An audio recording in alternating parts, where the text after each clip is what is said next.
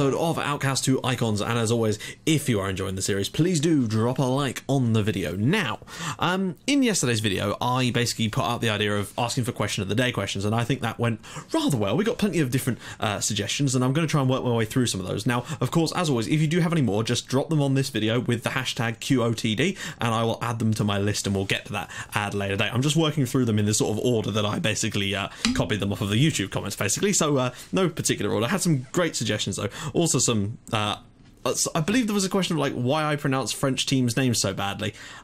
Because I'm not French and I don't speak French and I can't be expected to speak every language perfectly. Yeah, I'm gonna go with that. You know, as I've said this before and I'll say it again, you know, I can't be expected to pronounce everything absolutely perfectly. I don't speak any other languages other than English and some basic Swedish, which is why my Scandinavian pronunciations are usually all right, but I have a GCSE in French that was like a C grade, so that's probably why I'm not like fluent in pronouncing everything perfectly. But you know, you can't please everybody all the time. So the question of the day for today is, well, and I apologise guys, I didn't actually get a chance to copy down who'd asked the questions, but you'll know if it was you pretty much. Who do you think will win the Premier League next season? Now, I want to know who you guys think will win it next year as well, of course. Personally, I think that Chelsea will win it again next year. I think that United will be stronger if they can make the right signings. The right signings, quite crucially there. And I think that depending on what happens with City in the summer, whether Pellegrini stays or not, it could certainly be very interesting. And again, Arsenal have looked solid this latter part of the season. It's just if they can get a good start and not have the wobbles that they have, they could be challenging as well. But I just can't look beyond Chelsea. I think they will once again strengthen in the summer, and I think we could be in for a period of dominance from Chelsea potentially, unless someone does something drastic about it, basically. But let me know who you guys think will win the Premier League next season in the comments. And the other thing is, I saw some people asking before, and I apologise, this was before I was even ill and during, asking me to show them the tactic so they could use it. The tactic, for this particular tactic, the Christmas Tree of Doom, it was episode 29 of this series where I basically explained the entire tactic and showed you every little thing about it. So if you haven't watched those, then that's the episode to go, so you can actually see how the tactic was made and also, more importantly, what to do if you want to use it as well. I'm going to put both tactics from my saves up soon for download. I just haven't quite got around to doing that yet because I wasn't initially happy with them, but now I'm pretty damn happy with them, I have to say. So in our last episode we were battered by Real Madrid by 7-2, and like some people pointed out, it's better than 9-1, that is for sure, but it's still pretty appalling. And I must say, I felt we were very hard done by on that one, but you can't do much about it. And in our next game, we had to go away to Atletico, which was hardly going to be an easier match for us, and it turned out to be exactly that. It was a terrible old time. Angel Correa, who of course is one of the best players in this division now, gave them the lead on 16 minutes, and they never really looked back. Jeffrey Everard made it 2-0 just before half-time, and we just weren't involved in this match. We just weren't getting involved. That being said, Bezic was still man of the match despite our poor form. Atletico had a lot of players that played well, and personally I think it probably should have gone to Correa, but it didn't. Mateo Kovacic also made it 3 in the second half before Matej Vidra, who, you know, had come off the bench to replace Luis only 3 minutes before then, actually did get one back for us, and I thought, oh, a resurgence. No resurgence. We were just poor. But back-to-back defeats gave me a bit of a worry because we had an important game coming up against Hoffenheim and there's some really crucial league games coming up, and I was worried about how this was going to affect us because we've been conceding a lot of goals lately, and considering how well we'd started, I didn't want that to try and, not to try, but to affect the team basically. And this Hoffenheim game, my god, I wish I had live commed it now guys, but it was just way too close to the Real Madrid game basically. What a match this was. So basically, Hoffenheim are a really solid side, and Timo Werner apparently scores against us all the time, from what the press was saying. Apparently he scored in his last 4 appearances against us, but when the hell were Hoffenheim playing Granada all the time is what I want to know, unless they mean against me, in which case that's probably all the times he scored against Hertha perhaps. But yeah, gave them the lead on 3 minutes, and then Luis Cunha made it 2-0 on 5 minutes before Timo Werner, yeah, I mean, we were 3-0 down after 13 minutes, and I was just embarrassed at this point. I thought, oh Christ, we're going to be in some serious shit basically. Then Werner did have to go off injured on 34 minutes, and it kind of just, I don't know, it blunted them out a little bit. They just weren't quite as good. But then Lolo Kano had to go off for us as well. We've had quite a few injuries this month too, which has not been pleasant. But then Matthias Honsak, who'd come on of course for Kano, and I was actually debating playing him in the start of this one because of match fitness and that, but came on and within 15 minutes had got one back for us. Then we won ourselves a penalty, and I couldn't believe this. We won a penalty, and Ossé was sent off in the process. Honsak took the penalty, and suddenly, within 2 minutes, they're down to 10 men, and we've got 2 goals, and we're right back in the game. Then things got even better, and apparently I was watching a baseball video earlier today while I was eating some cereal, and there was a guy whose first name was exactly this, and apparently it's pronounced Juaro rather than Gyro, which would make a lot of sense. So if I'm right and it is Juaro, then please feel free to let me know, and I'll continue to call him Juaro because it does sound cool. It sounds like some kind of Spanish detective. I know that's Poirot and he's French or Belgian, but you get my point. So yeah, Juaro made it 3-3, and within 10 minutes we'd come from 3-0 down, and I really wanted to try and kick on. Unfortunately, they won a penalty in the 80th minute, and they missed it amazingly, and we had some great chances to wrap and get the win, but we couldn't quite do it. But coming from 3-0 down there was just something else. It was a hell of a game. It was just brilliant. Great stuff. So there we go. Good result. Really, away from home against Hoffenheim, giving us 7 points on the board, and of course Hoffenheim 7 points on the board, and I think a win today could give us a really good chance. Next up though, at home against Sevilla, and Sevilla were having a great season. Well, they were 9th, I think, coming into this game, so not perfect, but still, they were fairly decent, and we just blew them out of the water, really. Bezic scoring again in the 13th minute, and Mate Vidra in the second half just took control, basically. You know, playing from a slightly deeper role, he's loving it there, making it 2-0 on 61 minutes and then adding a penalty in the 83rd minute. Now, unfortunately, both Alvaro Morata and Lolo Kano both had to go off injured in the latter stages of this game, which meant we actually finished with 9 men and still managed to keep a clean sheet. So that is a proud moment for me, I have to say. It's also nice to see Dave Azpilicueta there playing for Sevilla as well. So yeah, a good result all round there. A 3-0 win against a team like Sevilla was unexpected. Next up, we had Celta away from home. And Celta were 19th in the league at this point, so I was expecting us to go there and try and get the win, but this was another absolute humdinger of a game. I really should say this. Honsak got given a start this time and missed a penalty. I was really confident after his performance in the last match that he'd played that he was going to score it, but he didn't, and it was disappointing. And then Carlos Bravo gave Celta the lead, and I thought, oh no, not one of these games. Thankfully, at that point, we sort of opened our own little floodgates. Honsak atoned for his error and made it 1-1 on 31 minutes. Good stuff. Then we had these weird bunches of goals that we always seem to score. I've noticed it a few times now. Luis, who's been fantastic in the last few matches, he really is starting to score a few goals in the league now, finding his feet a little bit more, and I'm looking forward to seeing what he's got for the rest of the season.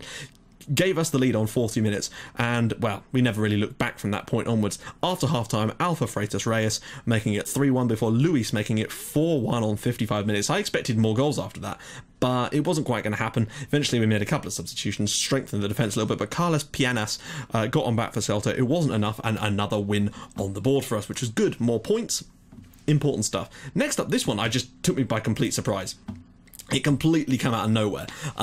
Malaga weren't even that bad in this one. They'd slipped down the league a lot. They were top when we last played. They were sort of, I think they were 9th going into this one and probably have slipped even further. But to win away at Malaga here was fantastic. Given that, I mean, Luis had got 2 goals in his last game. This time come up with a hat-trick. 38 minutes, gave us the lead, and I thought a 1-0 win is fine. Let's just take a 1-0, we'll be good here. But then, after half-time, he had himself another goal. And, well, then... yeah, I was just about to substitute him, and he completed his bloody hat-trick. It's one of those things. I'm just as well that we actually didn't bring him off before that, because he made it 3-0 and immediately was substituted, but was man of the match, despite going off after 67 minutes. Then things kind of took a little bit of a poor turn for us, in the sense that Mate Vidra, we brought him off because I just tried to freshen things up. Unfortunately, in stoppage time, Pablo Insua went down injured, but then before we could substitute him, thank God in a way, Fede Vico went down with a serious injury, and I had to bring him off, because at least Insua could continue. Unfortunately, Vico has hurt his hip and is going to be out for 2 months, and that's a shame, because he's probably our most creative player overall, despite playing out wide. He's got I think he's got 8 or 9 assists for us already this year, and that was disappointing to have happen. But that leaves the league looking like this. We're currently joint top with Valencia. Athletic Bilbao are just in behind there, and then you've got Atletico and Real Madrid on 21 points. Madrid were top and were starting to look like they were going to run away with it, but they've sort of been dragged back in there. Then there's Barca in behind that, and it's really, really tight at the top. But the point is, we are second after 11 matches, 24 points on the board. Not quite top goal scorers in this division, and the defensive side has been a little bit poor for us. But there you go, Luis has got 7 goals for us already. Fede Vico has already got 8 assists and is our best player average rating-wise, and that's why I'm really worried about missing him. So, taking a look at this, Luis has got himself 9 goals in 13 appearances, which is far and beyond anything I could have wanted, which is fantastic. Mate Vidra has got 6 in 6 starts, so that's not bad as well. And Lolo Cano, he's done okay. And frankly, Honsack's done fine as well. I swear he scored 4 goals. Did he miss a penalty? No, he missed a penalty, didn't he? Assists-wise, Federico has 10 assists in 14 matches in all competitions, and that's why we're going to miss him so badly. It's such a shame, but we're going to have to do our best, basically. He's also got the most man of the match awards, which says a lot for me, if I'm honest. Bezic, 89% pass completion is superb. Average rating, yet again, Vico is so important. Aerial challenges, Insue with 38. Key passes, Federico with 61. Key tackles, 11 for Pablo Insue, and interceptions as well. As for value, of course, Luis is top, and then Federico just in behind. I think he's quite close on here as well, but he's nowhere near Angel Correa, but he's so far clear of anyone else in this entire division, which is such a shame. Hopefully he gets well soon, basically, because we're going to need him. This is going to be tough, but let's just take a quick gander and show you where we are in terms of our group stages here. So at the moment we have, well, we can qualify today, in fact, because Valencians and Terek Grozny are both sort of, if they draw, and I don't know, we could potentially qualify today. There's a few different permutations, of course, but the point is it's doable today, and that would be ideal because it means we could rest players for the remaining 2 matches, and we're going to need to do that because it is quite congested with our fixtures at the moment. Right, let's get into the match then and see what we kind of got available to us. They're playing a Christmas tree. Oh my god, it's a duel of Christmas trees. This is going to be interesting. It's Christmas tree versus Christmas tree. It's a different tactic to the one that they played in the first match. Honsack will play over on the left there, Juaro on the right, Luis Freitas Reyes in the middle there with Vidra, Bezic occupying that role. I really would like to keep him. Johnny Be Good at left back, Insue of course in the centre, with Diagni and of course Ferreira at right back. Juan Lopez, I'll tell you what, I'm going to go with my assistant this time. He's played a few games and he's actually looked okay.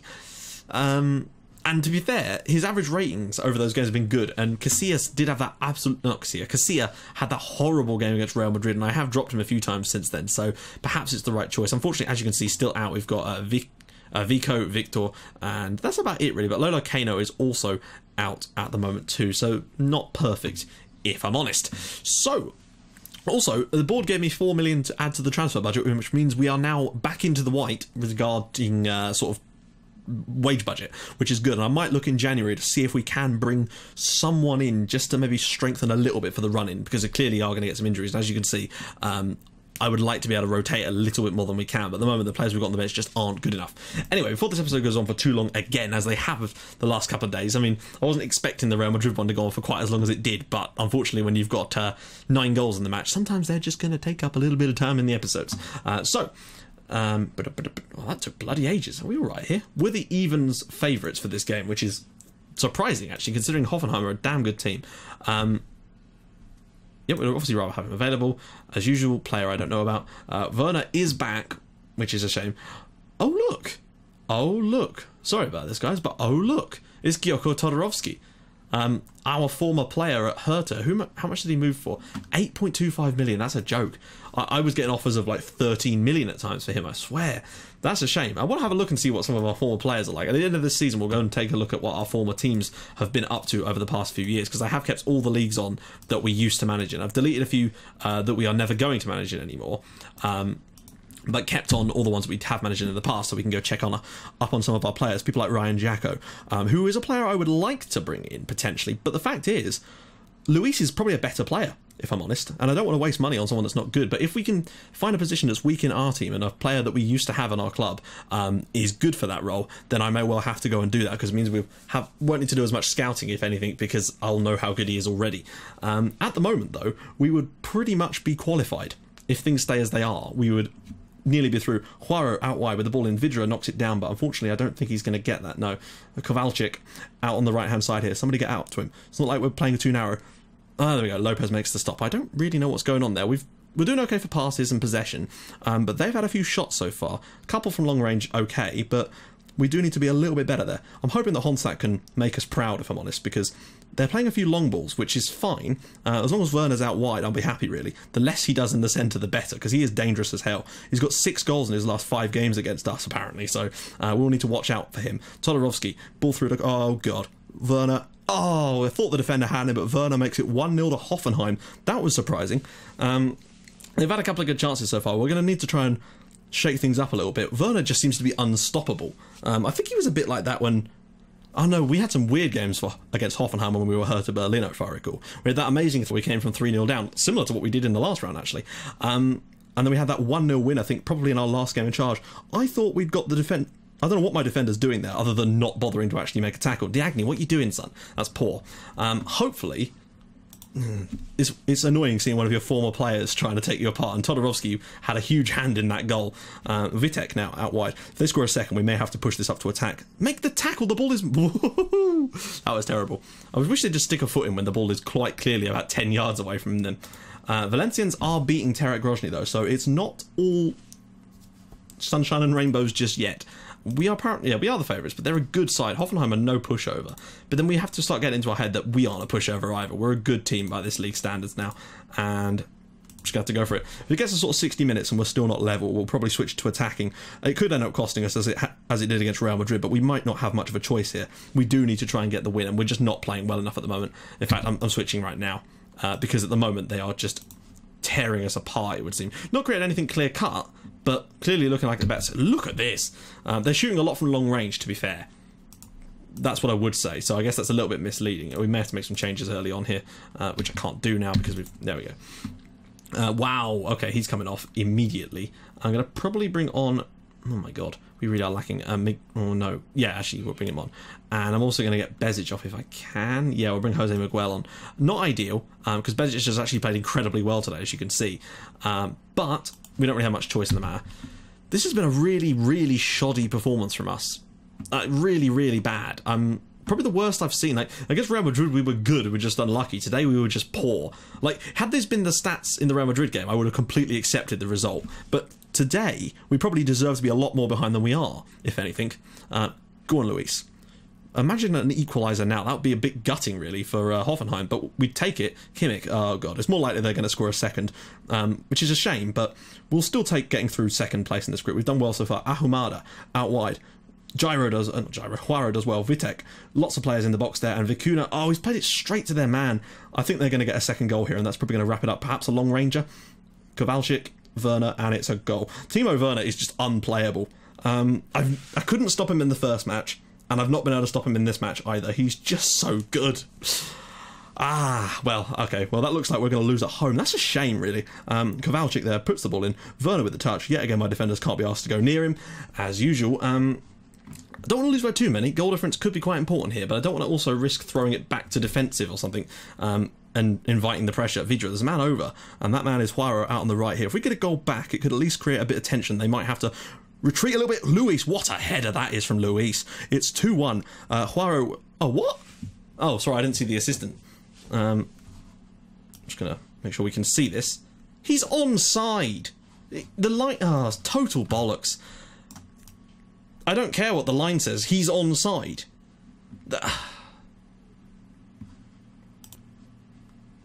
Apologies for that, guys. I accidentally clicked the ad boarding, which then closed FM and took me to the fucking Movember site. And, like, it's very useful, but that's basically the equivalent of a pop-up. That's very frustrating. We've been terrible today, and we definitely don't deserve to be anywhere near this game right now, to be honest. I hope the recording hasn't buggered up, because that would be an absolute shitstorm.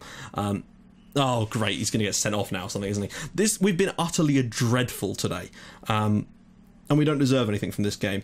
Hopefully we can make up for... we can still sneak through. But I thought, with the way we... I mean, to be fair, I suppose, in the last game we were 3-0 down before anything really started to happen. And Hoffenheim were good at that point. And that's 2-0 in the end. That's a shame. That's 2 livecom losses on the bounce, which isn't great either. I'm hoping that this is recorded properly and hasn't been fucked up by that silly...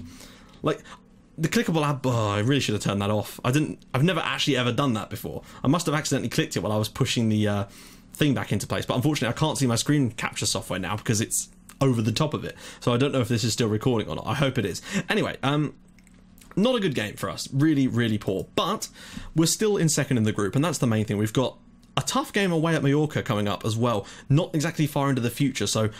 Oh, these Europa League games really are crippling us at times because they're making our players very tired for the matches at the end. I still think, though, that with a 3-point gap with 2 games to go, we should be able to do it, providing we can... I think if we can take a draw against Valenciennes, then we should be okay. That will basically make sure of it. But you You just don't know. I already decided that the next game we were going to do would be the Barcelona game away from home, because why the hell not? We've also got Baracaido in the Copa del Rey, so that's 2 legs against them, but I'll play a second team because they're a 4th tier or 3rd tier side. So we will play massively weakened sides for those 2 games and should be able to get through both of those. So, if you guys like what you've seen, please do drop a like on the video, and if you'd like it even more than that, please subscribe to my channel for more Outcaster icons and From the Shadows in your inbox every single day at 5:30 and 8 o'clock. And I will see you guys in the next episode for a trip to the new camp. You know, easy days. I'll see you guys soon. Thanks for watching. Bye-bye.